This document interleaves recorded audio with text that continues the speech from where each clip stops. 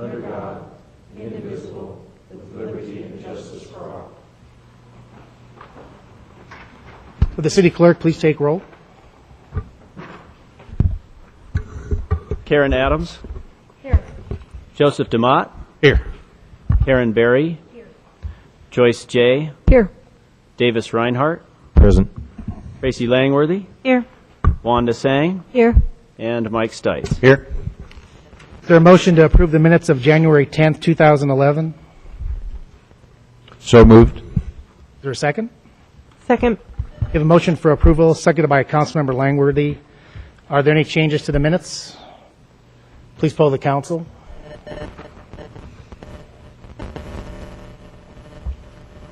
Motion carries 7-0 with one abstention by Wanda Sang.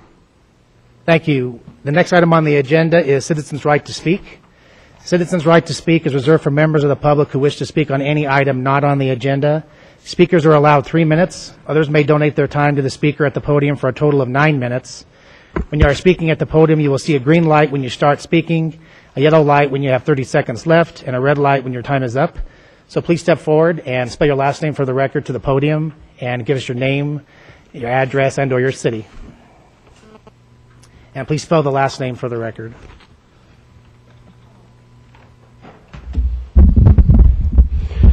My name is Dean Gokey. I live at 7050 West 42nd Avenue, Gokey, G-O-K-E-Y. I'm going to be speaking about two separate things tonight. And the first thing is,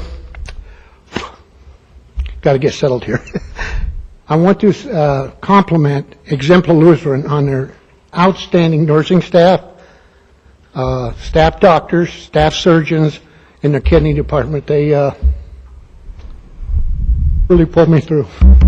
Good guys. Okay, that's enough of that. I was on council, over 8 years? I never could read from a script. I got a lot of people that can attest to that, but I'm going to try again one more time. I was approached by many people about the building department. I often try to temper and weigh the comments of the disgruntled contractors, developers, and homeowners. They all seem to have some overtone that is the building department seems like they don't want to work with them. I know that's not everyone is as bad as often they may be portrayed. I hope a win-win situation would be optimum outcome of these conflicts and disputes. Somehow, what turns out to be reality simply turns out to be my way or the highway. I don't want to portray John as an individual that will not compromise. What happens is, reality is people feel intimidated, dominated by this individual. If they press the issue, reprisal could be in the offering. I know that exit surveys and questionnaires are sent out. No one in their right mind would dare tell the building department what they really feel about their operation. I have most recently heard that the reason that people in a larger number are upset is because the building department is finally enforcing the regulations. I have to say hogwash. Somehow I feel someone is full of Bafluvius bovine. I would hope that staff does not think that this type of activity would mean that Wheat Ridge is open for business. The medical group I was looking for, a medical group was looking for a place to relocate their practice. They hired a real estate consultant to help them weigh the pros and cons of the relocation. The bottom line was you had to offer, the bottom line is you couldn't offer Wheat Ridge, offset the fees in Wheat Ridge and the time it would take to go through the process and have a viable outcome for a quick location. Overall costs would weigh too much.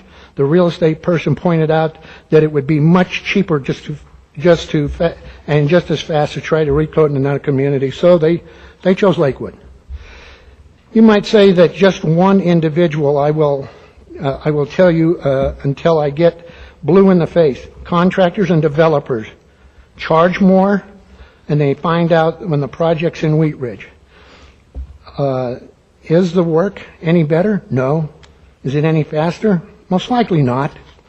The harmony of the community is in jeopardy, and the integrity is waning fast before the homeowner gets a yellow door knocker threatening fines for lack of permit that accuses the homeowner of re-roofing their home. A complete site inspection would have revealed a 20-year-old roof. I must say, I was flattered. The roof was mine, the one my dad and I put on. It took the brunt of the July storm and still looked like a new roof? Huh. That doesn't sound like a very viable deal. The city is losing hundreds of thousands of dollars in tax and inspections because residents and homeowners are being forced underground. Law-abiding citizens are being forced to find alternatives to the mainstream way of doing business. The reason is because of the overbearing, heavy-handed building department.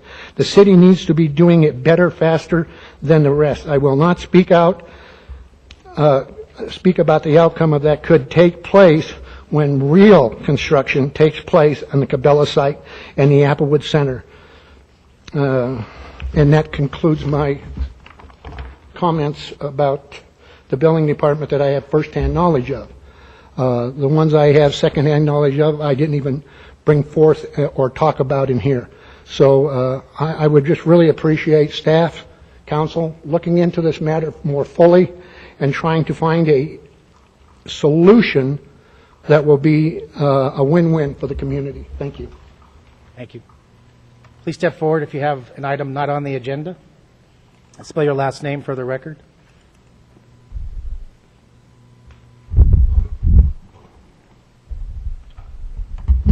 Jesse Hill, Hill, at 2995 Chase Street. I'd like to thank the council and staff for posting the council videos online every time you guys have a meeting. That's a great thing, really helps engage the citizens of Wheat Ridge. I'd also would like to ask if we could possibly regularly post the audio recordings of the study sessions. A lot of people put a lot of hard work, including yourselves, into those study sessions, and it just be one of those things I believe would greatly benefit the civics of Wheat Ridge. So that is my request, and have a wonderful meeting tonight. Thank you. Look, we had one more person sign up for public comment.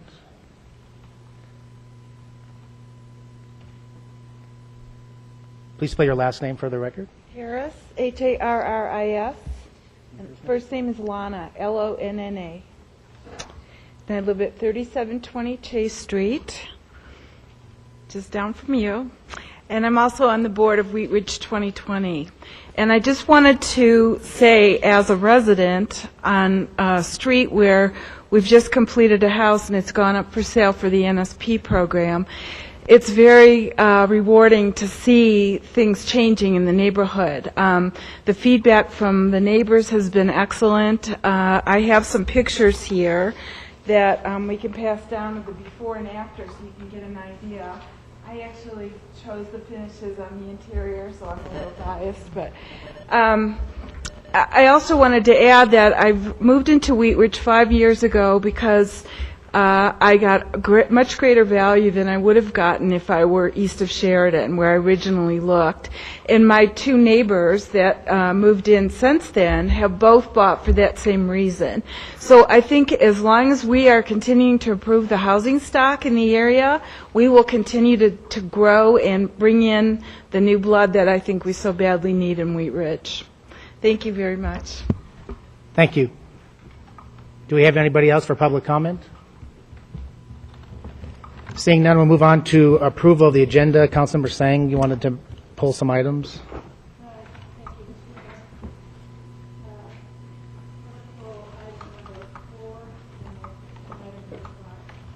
Is there a second to pull item 4 and 5 from the agenda? Second. We have a motion to pull item 4 and 5 from the agenda. It was seconded by Councilmember Stites and Jay. Discussion on those two items. Please pull the council.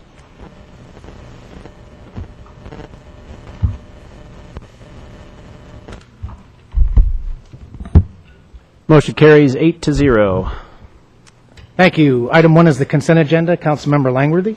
Thank you, Mayor.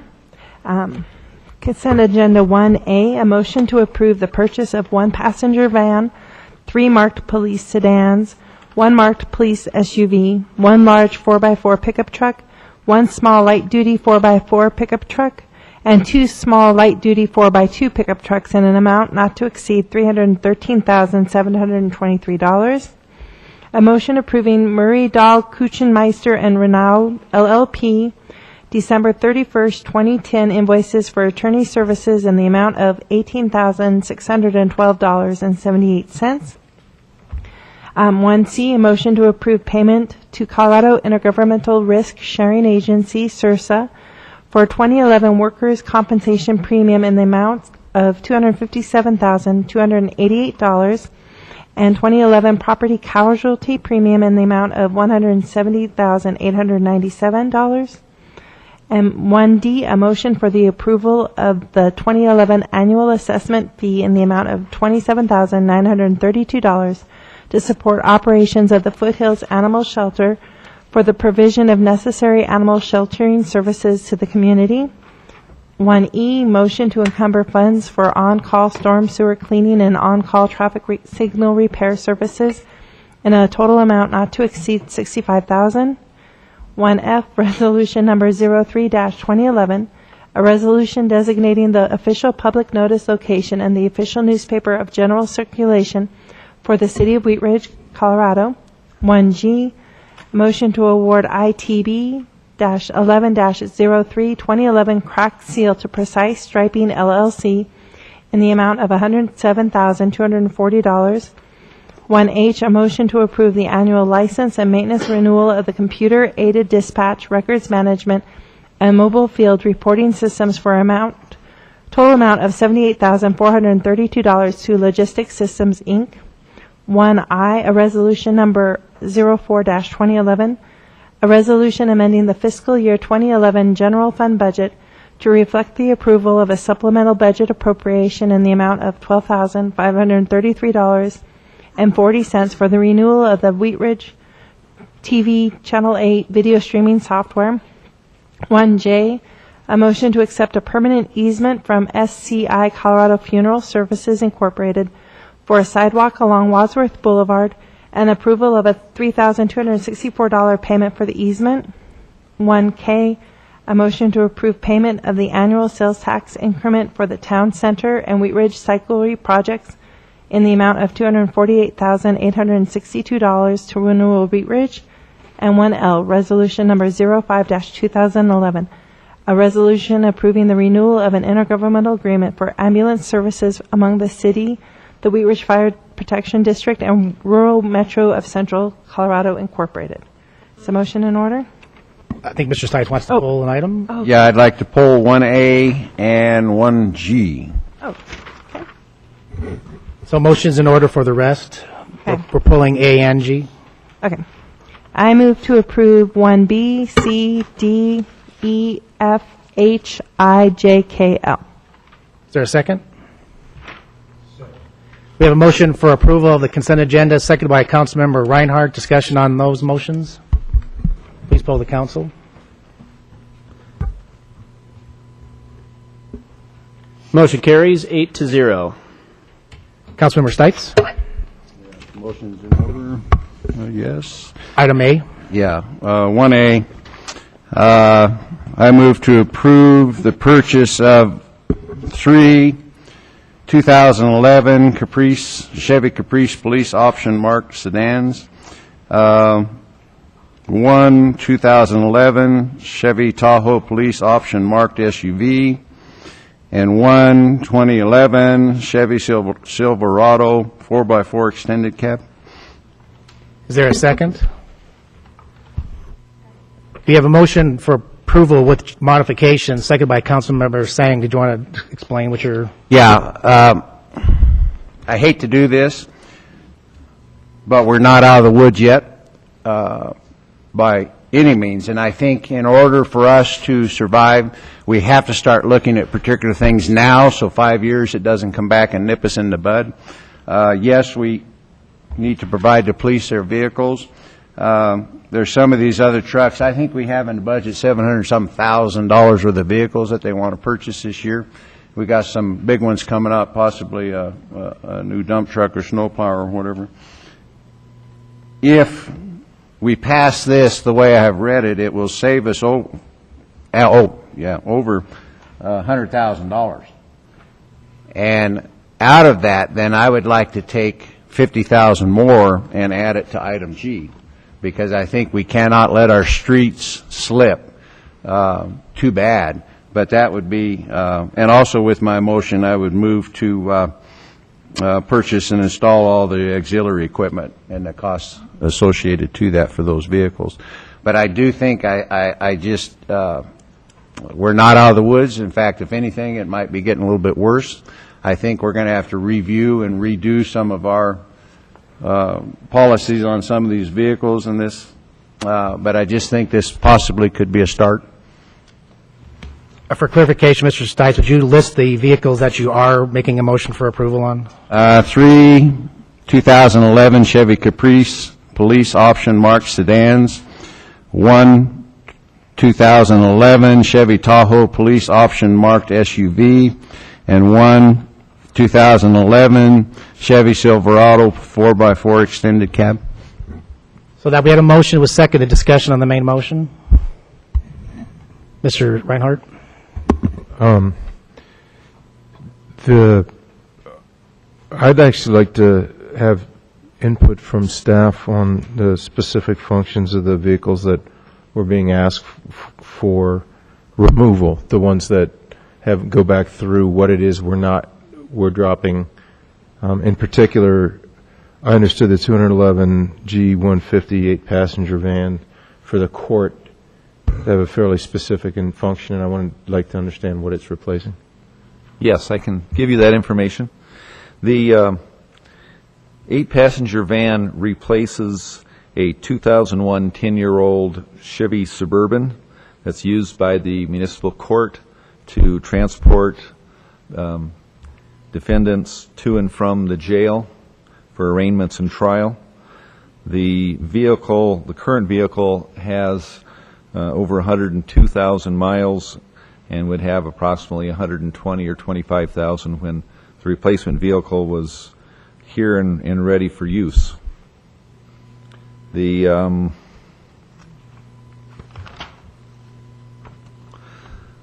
The 2011 Dodge Dakota 4x4 is being requested to replace a 2001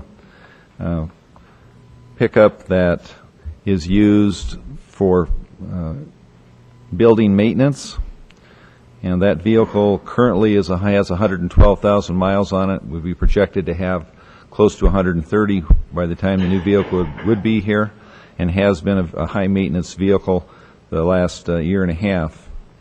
And then lastly, there are two 18-year-old pickup trucks in the Parks Department that are being recommended for replacement. One has 82,000 miles, the other has 78,000 miles, and they are just very old and are becoming high maintenance and seeing a lot of downtime, and because of age and condition, requesting their replacement.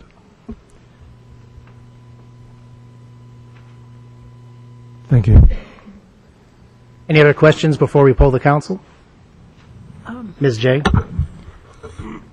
Tim, you and I discussed the 8-passenger van today, Mike, and you said that at times the current vehicle that we're using for that, you had to use that there was not enough space in it, and sometimes multiple trips had to be made. Is that a significant amount of multiple trips, or are we talking about very occasionally, or do you have any reference on that?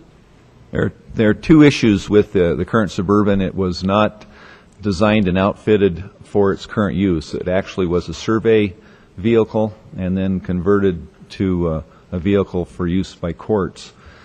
The current use is reported to be not adequate for getting the passengers, the defendants that may be shackled, etc., in and out, and they aren't able to, at times, and I don't know exactly how often that is, but it's often enough that they have requested a larger vehicle because they're not able to transport everyone they need to, and they have to make multiple trips. I cannot tell you how often that happens, but often enough that they've made that request. Ms. Berry?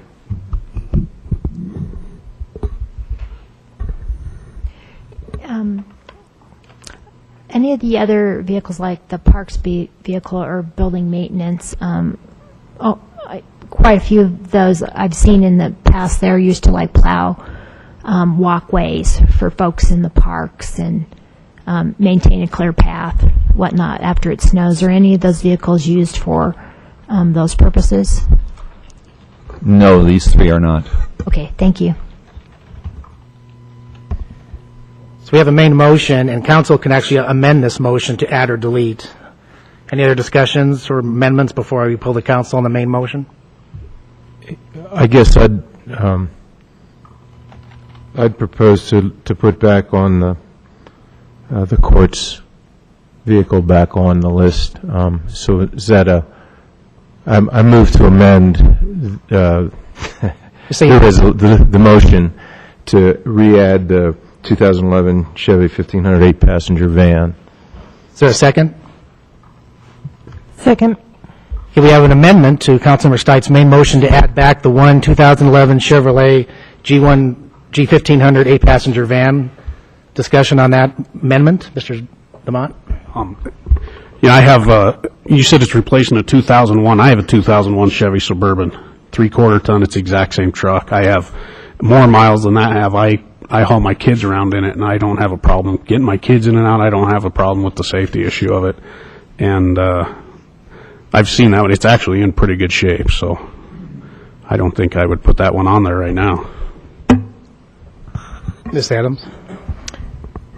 On this particular vehicle, I'd like for our chief of police to address this issue a little bit, if you don't mind. Tim, would that be all right?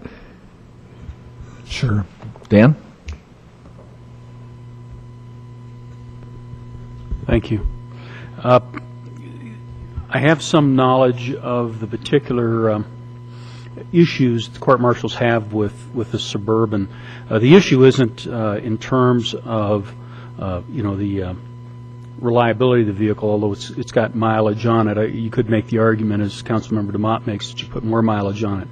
The issue is twofold. One is, although Tim referred to the transport of defendants, these are prisoners that are transported from all of the metro area jails. So the typical day for a court martial, is they come in the morning, they get the list of those individuals who are either in jail and have to appear in municipal court for some sort of advisement related to a charge they have here, or they're folks that are picked up on warrants for failure to appear or failure to comply, violations of municipal protective orders, and they're brought in. That particular vehicle is limited in the number of passengers that it can carry, and it's limited from a prisoner transport security issue. It's not that it's not a good vehicle, and is a reliable vehicle. The two issues are really the transportation of multiple prisoners, perhaps from multiple jails. So because of the limitation that it has from the perspective of the number of prisoners you can get in there, the marshals are making multiple trips to transport defendants back and forth from various city jails and county jails. So those are some of the primary issues that they're dealing with. An 8-passenger prisoner transport van would provide more security for the court marshals in terms of where they place these prisoners. It would allow them, when they're out doing their pickups, to pick up more prisoners from some of these locations, although on some days they're going to make multiple trips because you're going to have prisoners everywhere from Douglas County all the way up to Adams County, and Aurora City Jail and Denver City Jail. So it can be a busy trip. So I think those were some of the reasons that I was aware of in terms of the request, in terms of the safety issues and the multiple transport issues that the courts were dealing with. So we have an amendment to add back the 8-passenger van. It's an amendment. Please poll the council.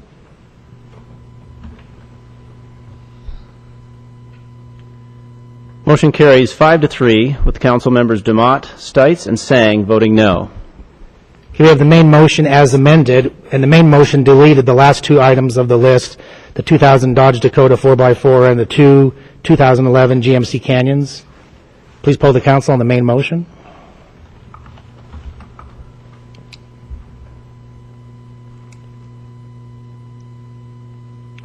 Motion carries 5-3 with council members Sang, Demott, and Stites voting no.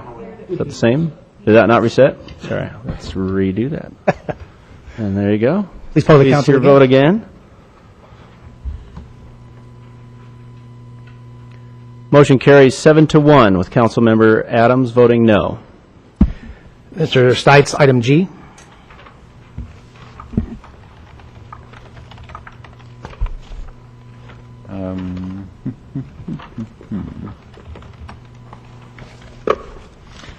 Well, since that didn't really work as much as I wanted it to, then I move to award ITB 1103 2011 crack seal project to Precise Striping LLC, Commerce City, in the amount of $107,240 with a contingency amount of $10,724. I further move that the Director of Public Works be authorized to issue change orders up to a total contract and contingency amount of $117,964. I further move that all costs associated with the contract be paid from account number 30-303-800-884, and that these funds be encumbered for the length of the project in accordance with Ordinance 787, 1989 series. Is there a second? Second. And that's the motion that was in the packet for item 1G. Discussion on item 1G was seconded by Councilmember Langworthy. Discussion on item 1G. Please poll the council.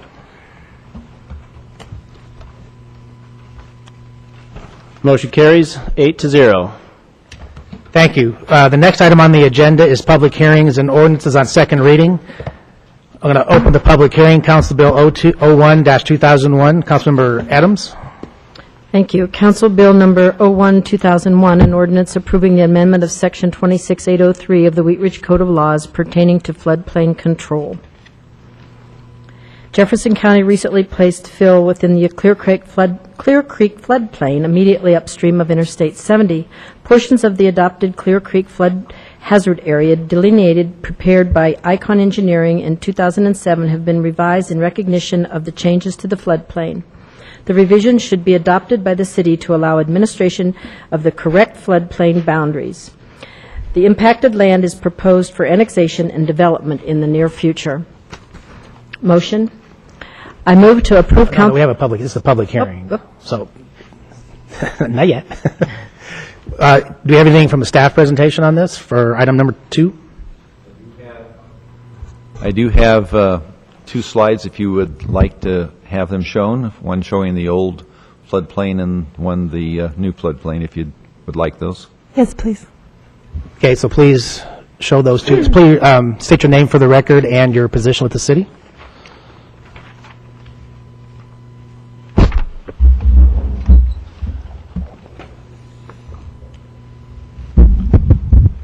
Tim Paranto, Director of Public Works. Is this going to take more than an hour, Tim?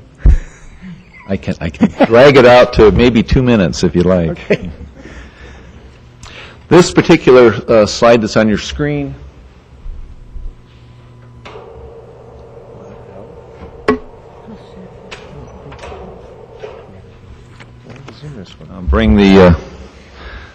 bring that down for the audience. This particular slide shows the floodplain as it exists in the current mapping. And to give you orientation, the Interstate 70 is on the right, and State Highway 58 is the four-lane facility that runs across the top part of the picture. In the shaded blue area is the 100-year floodplain along Clear Creek, and in the very southeast corner, you'll see the area that's outside the floodplain where the previous animal shelter was located. The area has been filled around the animal shelter. This drawing shows the new floodplain that you would be approving this evening, and it would take that area that you find around the building in that southeast corner of that map out of the floodplain and make that area available for development. Be happy to answer any questions. We'll move on to public comment and come back to questions. Do we have anybody here to speak on item number 2? Please step forward to the podium if you're here for item number 2. Seeing none, we'll move on to council questions on item 2. Discussion. Close the public hearing and a motion's in order. Now, yeah, we need to assign a not ordinance number number before we do that. Council Bill 01, 2011 will be assigned ordinance number 1475. Now a motion's in order. I move to approve Council Bill 01, 2011, an ordinance revising Section 26803 of the Wheat Ridge Code of Laws pertaining to floodplain control on second reading, and it take effect 15 days after final publication. Is there a second? Second. We have a motion for approval, seconded by Councilmember Stites. Discussion on the main motion. Please poll the council. Motion carries 8-0. Thank you. The next item on the agenda is ordinances on first reading. Item 3 is Council Bill 02-2011. Councilmember Stites. Yes, thank you, Mr. Mayor. I'd like to introduce Council Bill number 02-2011, an ordinance amending Chapters 11 and 22 of the Wheat Ridge Code of Laws concerning business license requirements and taxpayer remedies. Is a motion in order? Motion's in order. I move to approve Council Bill number 02-2011, an ordinance amending Chapters 11 and 22 of the Wheat Ridge Code of Laws concerning business license requirements and taxpayer remedies on first reading, order it published, public hearing set for Monday, February 14th at 7 p.m. in the City Council chambers, and that it take effect 15 days after final publication. Is there a second? Second. We have a motion for approval, seconded by Councilmember Adams. Please poll the council.